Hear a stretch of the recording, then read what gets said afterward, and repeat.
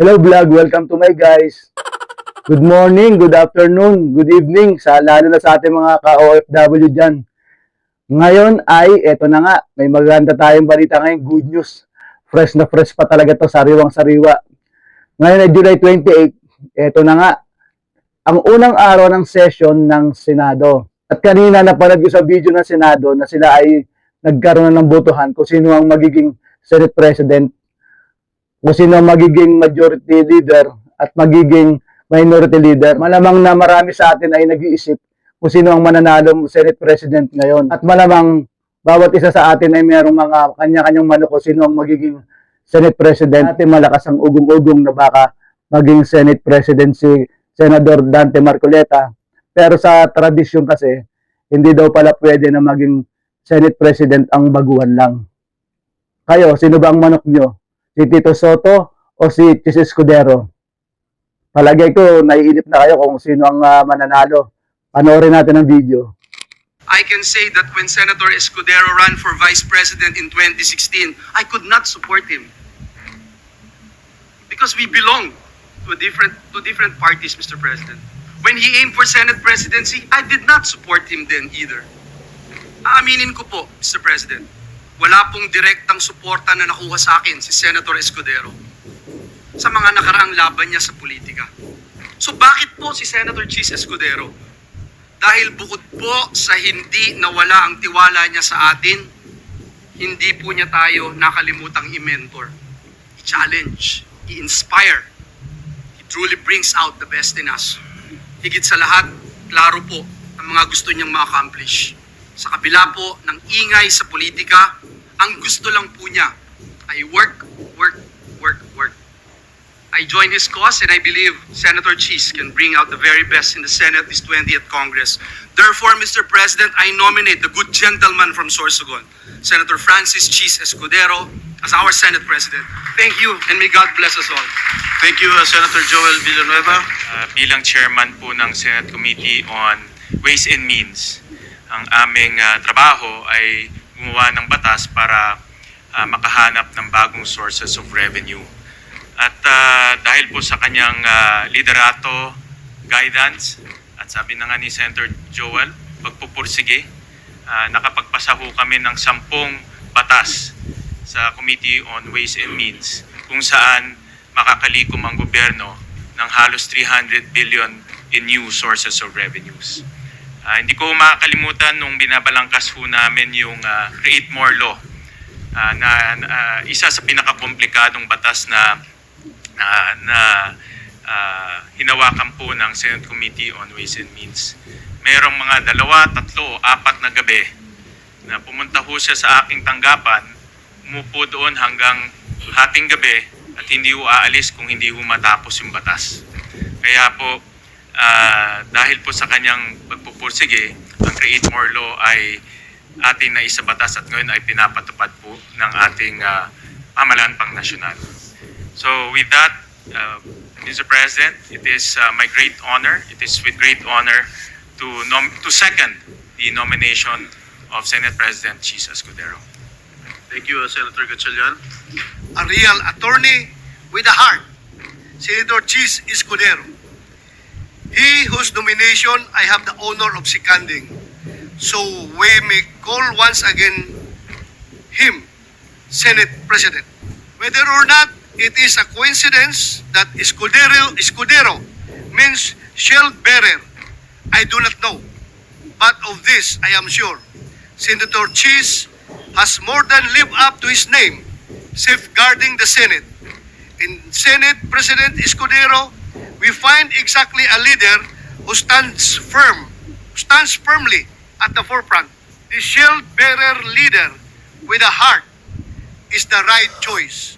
Maraming salamat, Mr. President, and I look forward to all that we shall accomplish in the 20th Congress. Thank you, Senator Bato de la Rosa.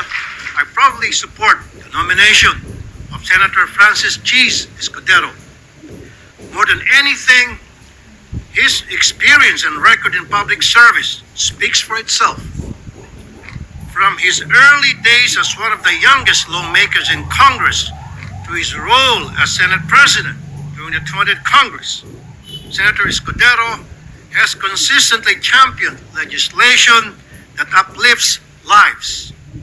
Under his leadership, the Senate passed key measures that strengthen our sovereignty, boost our economy, and protect our most vulnerable.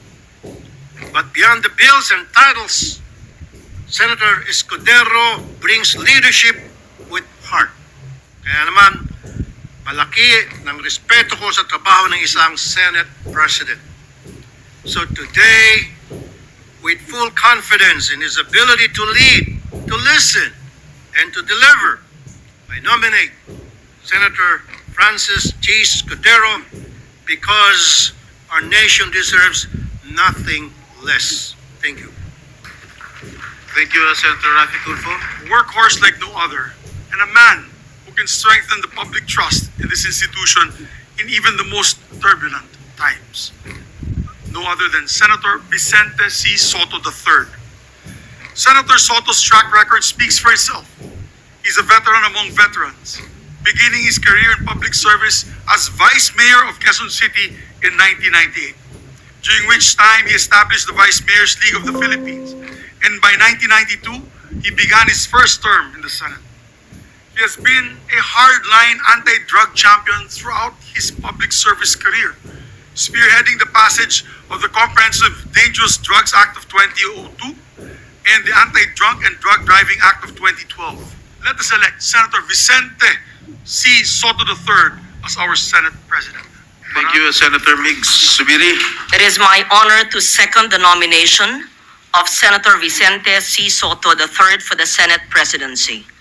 A former Senate President and the most seasoned member of this chamber, now in his 5th Senate term, Senator Soto brings unmatched institutional memory and legislative experience, as well as a firm grasp of the discipline and the decorum that this august institution demands. This designation affirms our commitment to a Senate that is discerning and grounded in democratic principles, engaging in the work of legislation with integrity, transparency, accountability, and independence.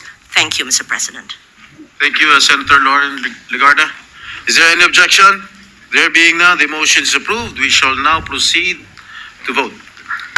Roll call vote, the Honorable Senator Aquino, Senator Cayetano Alan, Senator Cayetano Pia, Senator De La Rosa, Senator Escudero, Senator Ejercito, Senator Estrada, Escudero. Senator Gatchalian, Senator Go, Senator Hontiveros, Senator Lacson, Senator Lapid, Senator Legarda, Senator Marcoleta, Senator Marcos, What is the vote? Escudero. Hina. Escudero. Ito mahina. Senator Padilla, Senator Pangilinan, And I'd like to explain my vote after the voting. Senator Soto, Senator Tulfo Erwin, Senator Tulfo Rafi, Senator Villanueva, Senator Villar Camille, Senator Villar Mark, Senator Zubiri,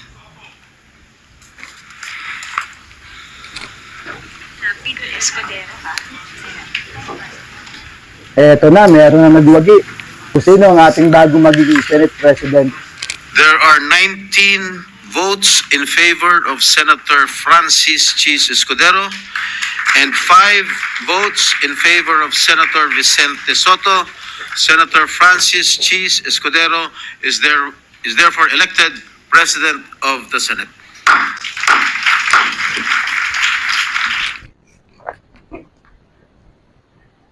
Okay.